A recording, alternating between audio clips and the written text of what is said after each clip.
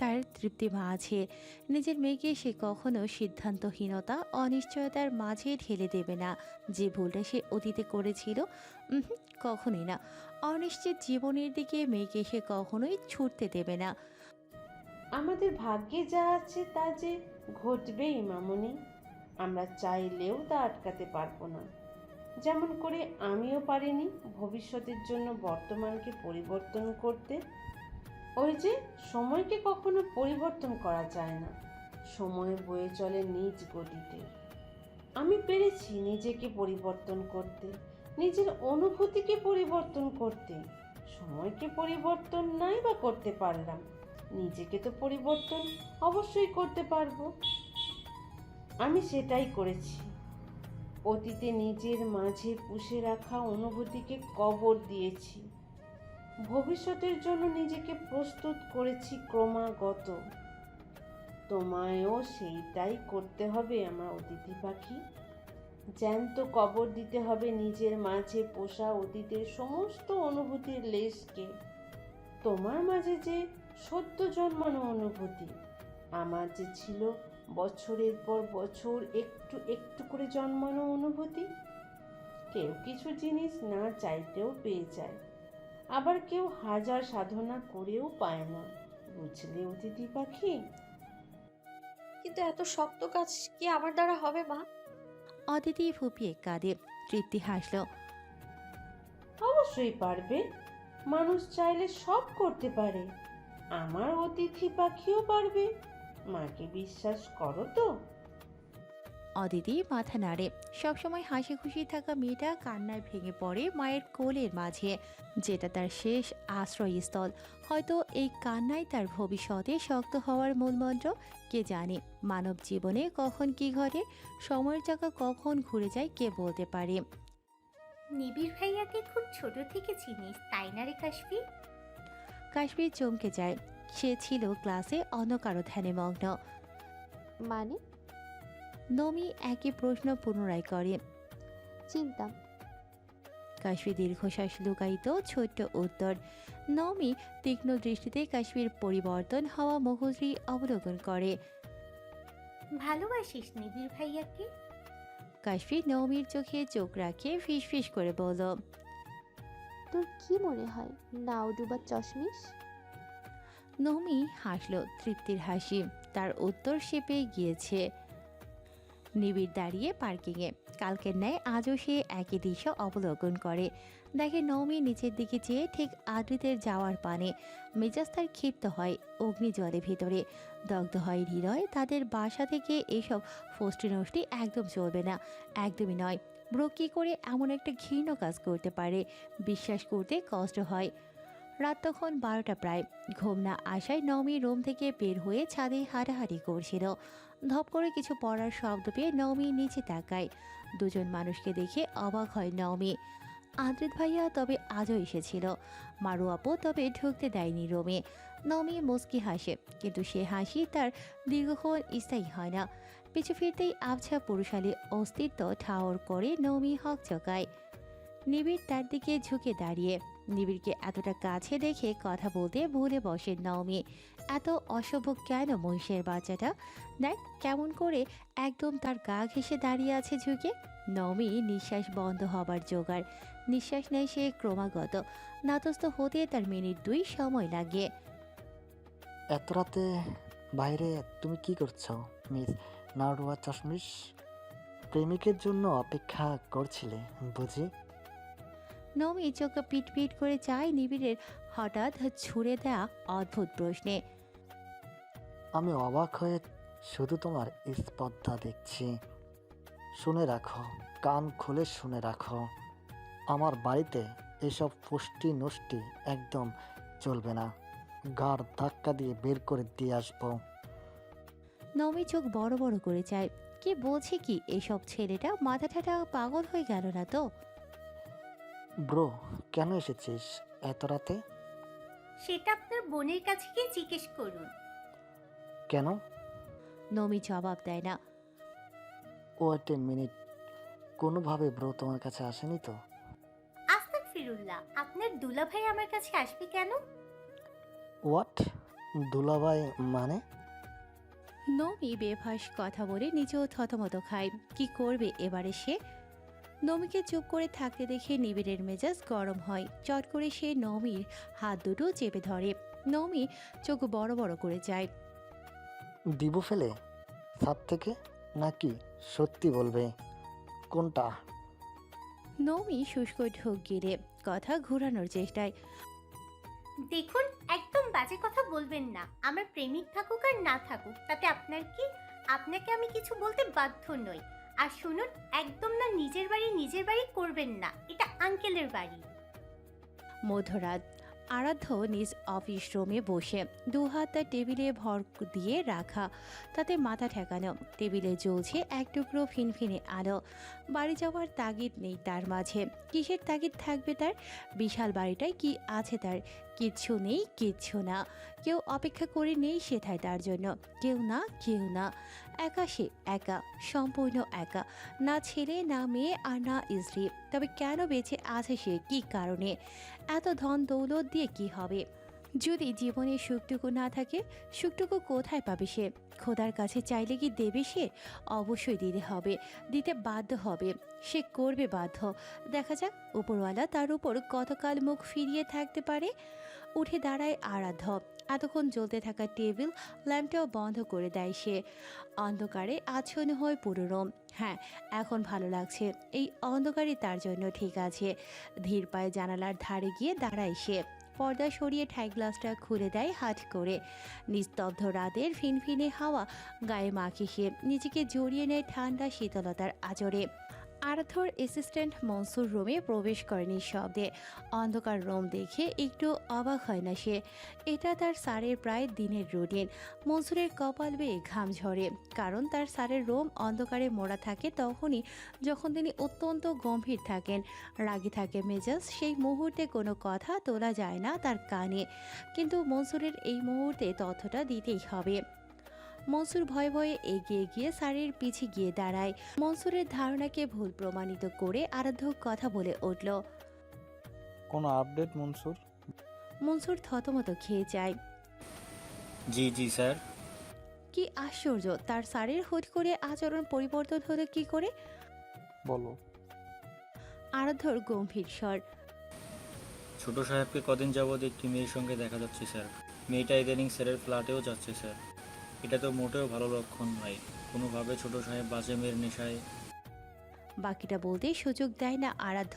হাতের ইশারায় থামিয়ে দেয় মনসুরকে।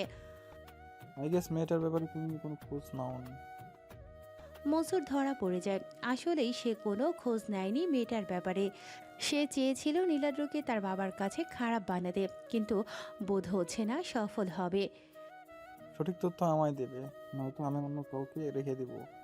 তোমায় ছুটি দিব চিরজীবনের জন্য। মিষ্টি মেয়েটাকে আমি আমার ছেলের ভার্সিটিতে দেখেছি, গাড়িতে বসে আমার ছেলের ক্লাবেও যেতে দেখেছি।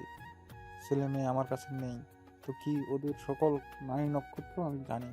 আমার ছেলে কখনো বাজে কাজ করবে না, অন্তত মেয়েদের সঙ্গে তো নয়নি। ছেলের মতি গতি বুঝে আমায় জানাবে। মনসুর চোখ বড় বড় করে মাথা নাড়ে।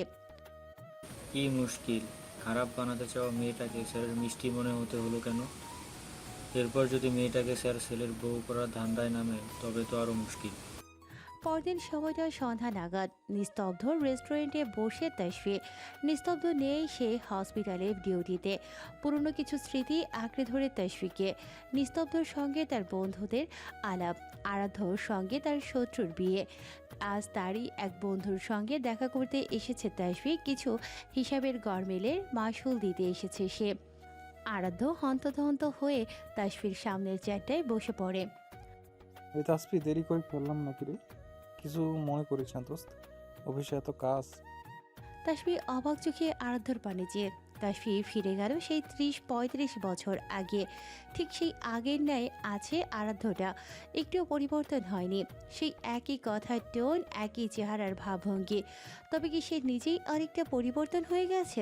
নয়তো ছেলেটা তার সঙ্গে কি সহজ ভঙ্গিতে কথা বলে ফেললো, কিন্তু সে কেন পারছে না সহজ হতে? আমাকে কি মাফ করা যায় না আরাধ্য? ভুলের মাসুল নিবি না আমার থেকে? আরাধ্যর উত্তর দেবার পূর্বে পেছন থেকে তীক্ষ্ণ পুরুষালী কণ্ঠস্বর ভেসে আসে। সত্যি মাসুল দিতে চান শাশুড়ি মা, তবে আপনাদের মেয়েকে আমায় দিয়ে দিন, বুঝলেন? Tit for tat. উক্ত কণ্ঠে তাসবি আর আরাধ্য চমকে পেছনে যায়। কি আশ্চর্য, ছেলেটা কিসব উল্টোপাল্টা বলছে। ডাক্তারি ছেড়ে ব্যবসা করা সফল বিজনেসম্যান মিস্টার আরাধ্য আপনার বান্ধবীর সঙ্গে কথা বলা শেষ হলে আমায় কি একটু সুযোগ দেবেন? আরাধ্য হতভম্ব দৃষ্টিতে ছেলের পানে চেয়ে। আমাদের একটু পার্সোনালি কথা বলার সুযোগ দিবেন কি? আপনি পরে দেখা করে নেবেন। আবার আপনার মতো এত এত টাইম নেই, বুঝলেন তো? আমি বিশাল ব্যস্ত মানুষ, ফ্ল্যাটে গিয়ে ঘুম দিতে হবে। আরাধ্য ছেলের সঙ্গে তর্কে জড়াতে চাইল না। অগত্যা উঠে বাইরে বেরিয়ে গেল। এতক্ষণ বসে থাকা বাবার চেয়ারখানায় ঠাস করে বসে পড়ল নীলাদ্র। তার ভাবভঙ্গি নির্বিকার। তাসফি শক্ত কণ্ঠে বলল, কি চাও? চাই তো অনেক কিছুই, এখন আপনারা দিতে পারবেন কি না সেটা আপনাদের উপর ডিপেন্ড করছে। বলো কি চাও? দেখুন শাশুড়ি আম্মা, দুঃখ সেকেন্ড শাশুড়ি মা, আমি সুধা আপনার কথা বলতে ভীষণ পছন্দ করি। তাসফি তীক্ষ্ণ দৃষ্টিতে নীলাদ্রকে পরখ করতে ব্যস্ত। তার বিশ্বাস তার মাঝে সাময়িক সময়ের জন্য তৈরি হওয়া কিছু কনফিউশন ক্লিয়ার ছেলেটা নিজে থেকেই করবে। তো আমার সেকেন্ড শাশুড়ি মা, শুনুন, আমি ভেবেছি জীবনে এমন কাউকে বিবাহ করিব যার কিনা চারটে মা বাবা থাকবে। লিগ্যাল না হোক, পাতানো হলেও চলবে। জামাই আদরেই সারা জীবনটা কেটে যাবে, বুঝলেন তো? মাসের 4 সপ্তাহ 4 শ্বশুর বাড়িতে কাটাবো, ব্যাস মাস শেষ, বিয়ের খরচা হজম। ভেবেছি ছেলে পেলেও পয়দা করবো শ্বশুর বাড়িতে থেকেই। 4 শ্বশুর বাড়িতে 8টি সন্তান, বুঝলেন তো? হিসাব বরাবর। হিসাব মোতাবেক কয়েকজন রমণীকে খুঁজেও পেয়েছি, তবে দেখতে পাচ্ছি সমান তালে একজন সিট বুকিং হচ্ছে ক্রমাগত। আমার কি দোষ? শেষ পর্যন্ত একজনকে পেয়েও গেলাম, বুঝলেন তো? কি বলতে চাইছো তুমি? সমীকরণ খুব সোজা সেকেন্ড চাচুমা। আপনি আমার বাপের শোষণীয় অবস্থা দেখে দুঃখ প্রকাশ করেছেন, রাইট? তাসফি মাথা নাড়ল। হ্যাঁ আরাধ্য। দাঁড়ান 2 মিনিট দাঁড়ান, আমার কথা শেষ হয়নি, পুরোটা শেষ করতে তো দিন শাশুমা। তাসফি এবার সত্যিই বিরক্ত হচ্ছে ছেলেটার ওপর। আপনি কেন দুঃখ প্রকাশ করছেন? আমার মা এবং বাবার ডিভোর্সের জন্য? হ্যাঁ। তাদের ডিভোর্সের উৎস কি তাদের বিয়ে? হ্যাঁ। বিয়েটা কারা দিয়েছিল মাতব্বরি করে? আপনারা, রাইট? হ্যাঁ। কেন দিয়েছিলেন? আমার বাপ মাপ চায়নি আপনাদের কাছে? চেয়েছিল কি না? মন থেকে অনুতপ্ত হয়েছিল কি না? চেয়েছিল। তবু কেন করলেন এমনটা? ভবিষ্যতের কথা কেউ বলতে পারে না নীলাদ্র, আমরা বুঝতে পারিনি। তাছাড়া তোমার বাবা মানসাকে ভালোবাসতো, আমি ছিলাম না সেখানে, নিস্তব্ধ আর সুজন ভাইয়ার দ্বারা। সো কল্ড ভালোবাসা। আমার বাবা বাসত, ওই মহিলা তো নয়। ওই মহিলা তো আপনার হাজবেন্ডকে জান প্রাণ দিয়ে ভালোবাসত। ব্যাপারটা হাস্যকর নয় বটে? নীলাদ্র তুমি। এখন আমি যদি বলি শাশুমা, আপনি নিজের বরের ওপর থেকে শকুনের নজর সরাতে আমার বাবাকে খুব চতুরতার সঙ্গে লিগেল ওয়েতে পাইছেন, তবে কি বলবেন? নীলাদ্র তুমি কিন্তু লিমিট ক্রস করছো। মোটো না সেকেন্ড শাশুড়ি মা, আপনার গিলটি ফিলটুকু আমি শুধুমাত্র কমাতে এসেছি। আসুন একটা ডিল করি। কিসের ডিল? হুম, আপনার হাজবেন্ড আপনার প্রেমে ম্যাড, আমি নয়, আমার বাপও নয়। তাসবি হতভম্ব দৃষ্টিতে চেয়ে রইল অসভ্য অভদ্র ছেলেটার পানে। নীলাদ্র ফিস করে কিছু বলল। তবে ডিল ডান শাশুমা।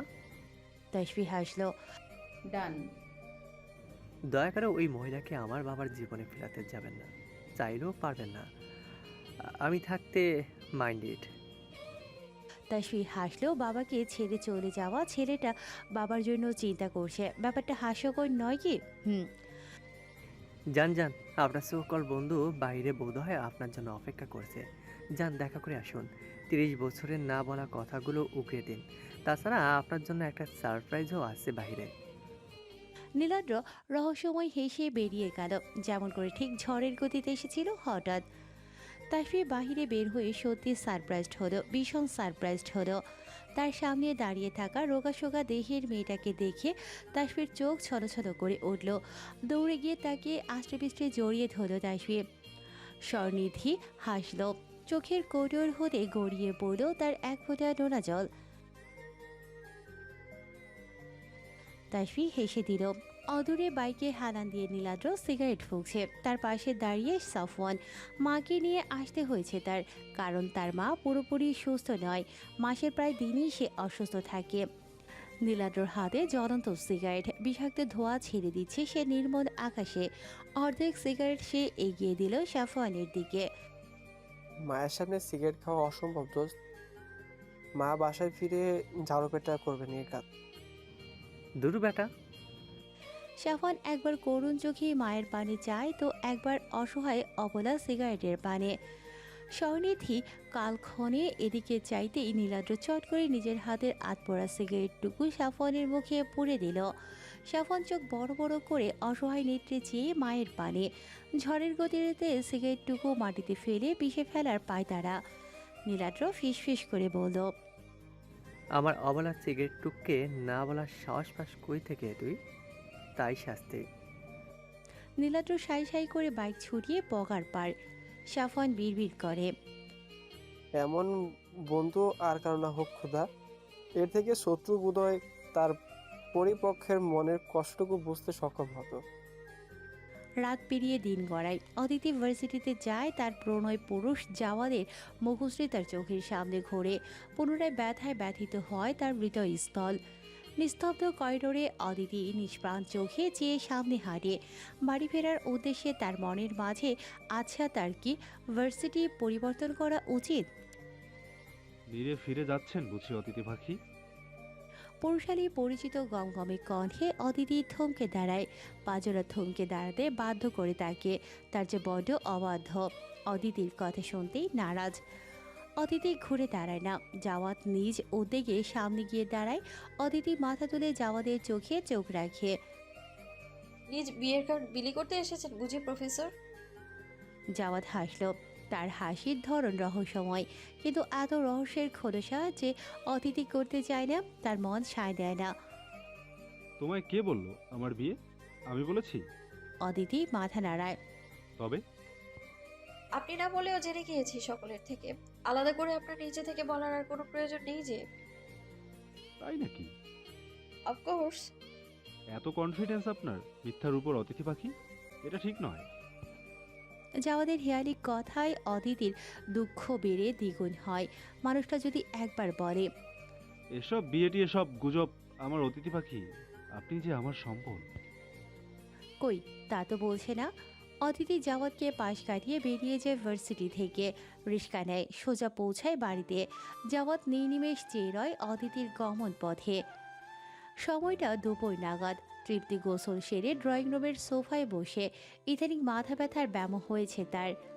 অদিতি চুপচাপ বাসায় ঢোকে। ব্যাগটা টেবিলে রেখে খাতা কলম হাতে নেয়। খসখস শব্দ তুলে কিছু লিখে তাতে। অতপর চট করে পৃষ্ঠাটি ছিঁড়ে সোফায় বসে থাকা মায়ের হাতে দিয়ে ঝট করে ওয়াশরুমে ঢোকে।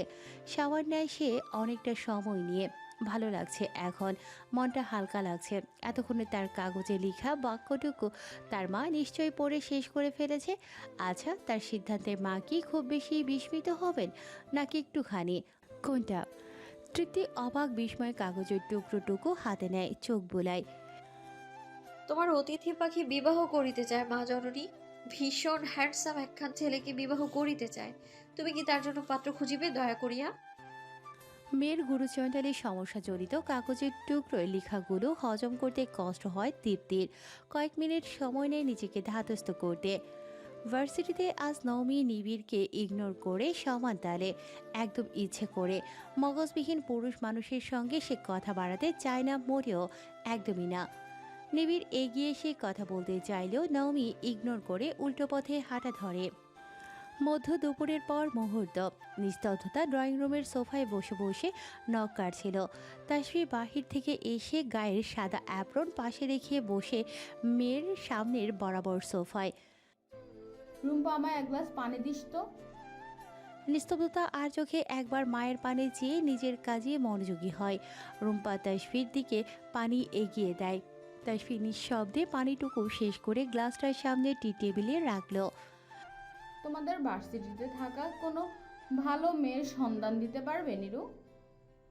আশা আমায় বলল তার পান্ডার জন্য নাকি একটা ঘরোয়া মেয়ে খুঁজছে।